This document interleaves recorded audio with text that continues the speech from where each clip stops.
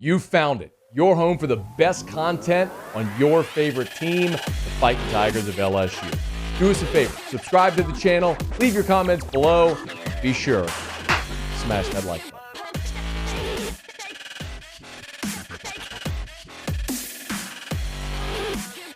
The third player that was here today was Mike Jones. And Mike Jones is a showstopper at an event like this. He has an incredible personality that he's willing to show off at an event like this. And he sort of won the day. He's the guy that when this week is over and you say, who was your most fun person to talk to, who did the best, like Mike Jones is going to be at the top of a lot of people's lists. If when his playing career is over, he wants to do this job, he wants to be here working in media, he will have the opportunity to do that. But in the meantime, his opportunity is replacing 135 tackles that Damone Clark took to the NFL as he moves from the outside to the inside. Here's what Mike Jones had to say about playing Mike linebacker.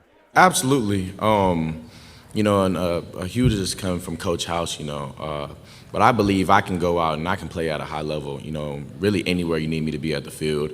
I got a lot more reps playing inside throughout the spring, and now that's my job. It's not like, I got to learn how to do this or this is something different from me. Every day when I go out on that field, I'm expecting myself and I'm going to demand myself to execute, to my coach's level every day, at what he asked me to do, and that's playing inside in the box. Mike Jones also, this is 3 Muse, talked about what his main goal is for this season. When it comes to identity, Mike Jones, my biggest goal for this year is just to go out there and play my best football. I know if I can go execute, to the level that my coach is going to have me execute, everything's going to handle itself. And for a defense first, Coach House's big thing is Tigers run. And so, we're trying to get back to that LSU style of football. We're going to run fast, and we're going to hit, we're going to be physical, and we're going to tackle. And that's who we're going to be. That's going to be our standard, and I'm sure we'll meet it.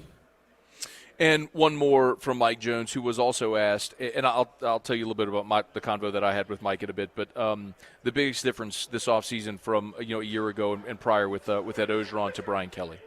Like throughout all college football, it's a lot of similar things. Everybody's putting in work.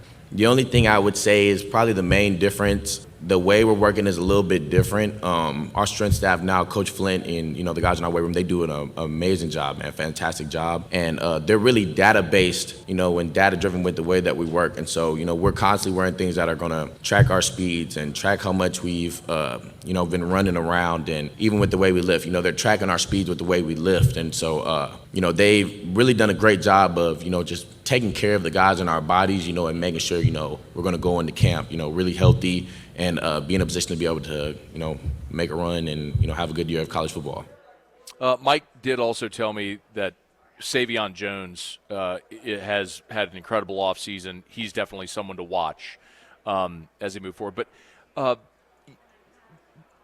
I think more than anything, Mike's story is an interesting one, having been a guy who, has seen both ends of college football spectrum. He was at Clemson when they played for a national title, and he, obviously spent a year at LSU when they were 500 and lost a bowl game and finished sub 500. So he's seen it. And I asked him, where is this team now, having seen both ends of the spectrum? And he was surprisingly confident, and not to say, look, no player's ever going to sit here and tell you that their team's no good, they're not going to win any games. I mean, we talked to Barrett Bannister from Missouri a little while ago and said their goal is to win the SEC East. Well, I think we all recognize that that's not going to happen, but it's the goal that they've set for themselves.